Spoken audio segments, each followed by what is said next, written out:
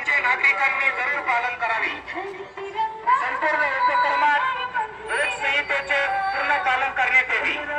ध्वजावर कोणत्याही प्रकारचे अक्षरे लिहिता येणार नाहीत।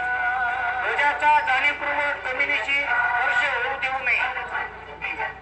राष्ट्रध्वज स्पष्टपणे दिसेल अशा रीतीने प्रतिष्ठा राखून लावण्यात यावा। फाटलेला अथवा चुरगळलेला राष्ट्रध्वज लावण्यात येऊ नये। ध्वज अन्य कोणत्याही ध्वजासोबत फडकू नये।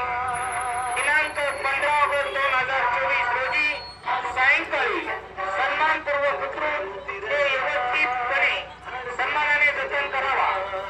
तरी लोकप्रतिनिधी, युवक मंडळ, ज्येष्ठ नागरिक, सेवाभावी संस्था, महिला बचत गट, शेतकरी मंडळ, गणेशोत्सव, इतर मंडळी, व्यापारी मंडळ, महिला बचत गट तसेच सर्व नागरिक यांनी उत्स्फूर्तपणे सहभाग घ्यावा असे आवाहन माननीय श्री किरण सावंत पाटील प्रशासक व माननीय श्री सोमनाथ जाधव